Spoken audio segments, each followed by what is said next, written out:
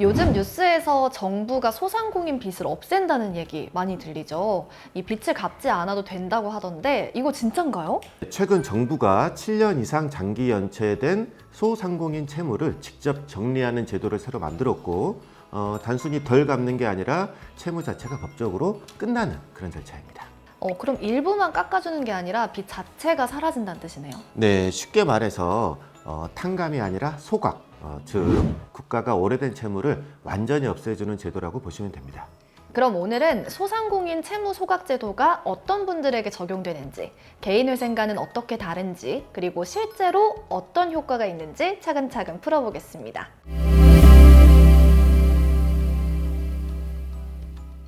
안녕하세요. 법무법인 태신의 개인회생 파산 전문 브랜드 클리어에서 인사드립니다. 저는 MC 소희원이고요. 예, 안녕하세요. 여러분의 개인회생 파산을 클리어하게 해결해드리는 법무법인 태신의 장훈 변호사입니다.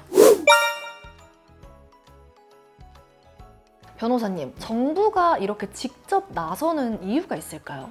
네, 그럼요. 이거는 단순히 빚을 덜어주자가 아니라 경제 전체의 연쇄 붕괴를 막기 위한 구조조정 조치입니다.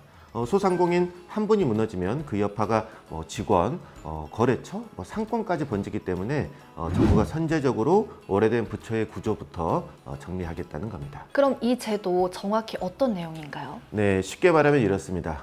정부가 공공기관을 통해서 장기 연체된 정책자금 대출을 직접 사들여서 이건 더 이상 회수 불가능하다라고 판단이 되면 그 채무를 법적으로 없애주는 제도입니다. 정책자금 대출이라면 어떤 거 말하는 거죠? 식당, 카페, 미용실, 공방 같은 곳을 운영하시는 분들이 사업자금이나 운영비를 빌리기 위해 받은 저금리 정부 지원 대출입니다. 즉 생계형이나 운영자금 같은 생활 기반 채무가 주 대상입니다. 그럼 모든 소상공인이 다 해당되는 건 아니겠네요? 예, 맞습니다. 그 7년 이상 연체된 채무, 대출 원금 5천만 원 이하가 기본 조건입니다.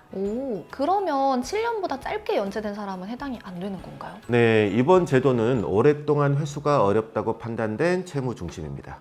그래서 연체 기간이 길수록 대상이 될 확률이 높습니다. 모든 대출이 되는 건 아니죠? 모든 대출에 해당되는 건 아니고 담보대출이나 사행업 관련 채무는 제외가 됩니다. 그럼 담보대출이면 부동산 담보나 자동차 담보 이런 거 말하는 건가요? 네, 정확합니다. 그 집이나 차량, 부동산을 담보로 맡기고 받은 대출은 소각 대상이 아닙니다. 이건 정부가 정책 자금이 아니라 일반 금융 거래로 보기 때문입니다. 그러면은 사행업은 어떤 업종이 포함이 되나요? 네, 도박, 유흥, 경마, 카지노 같은 업종입니다.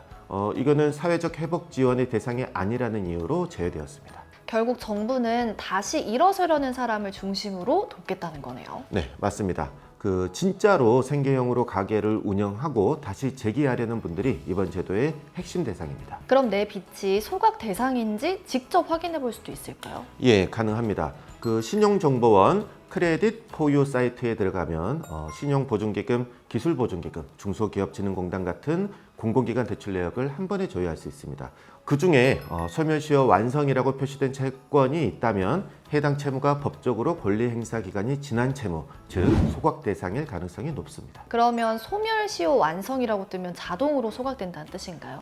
그건 아닙니다. 소멸시효 완성은 단순히 법적으로 채권의 효력이 끝났다는 표시고 실제 소각 여부는 기관의 심사를 거쳐서 최종 결정됩니다.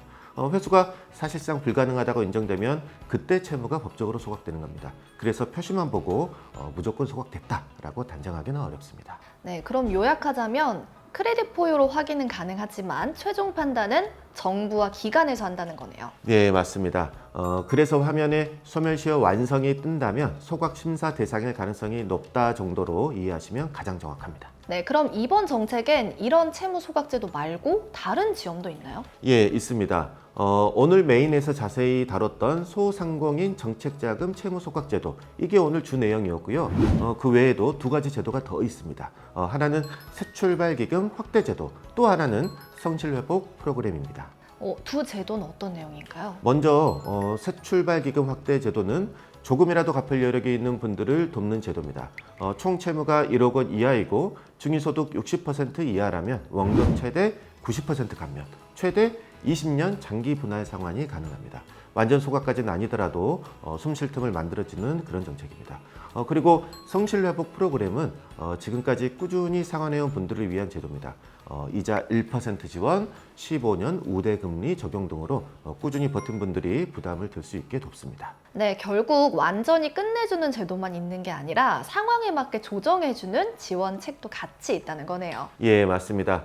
정부가 이번에 강조하는 건 포기한 사람은 다시 시작할 기회를, 버틴 사람은 숨 쉴 틈을 드리자, 이 두 가지 방향입니다. 네, 결국 이번 제도의 핵심은 상환 불가능한 빚은 정리하고 가능한 빚은 조정하자는 것 같습니다.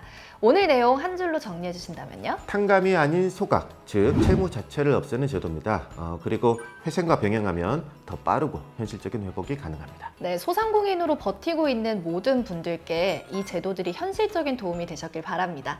오늘 준비한 영상 여기까지고요. 영상이 유익하셨다면 구독, 좋아요, 알림 설정 부탁드립니다. 다음에 더 유익한 내용으로 찾아뵙겠습니다. 감사합니다.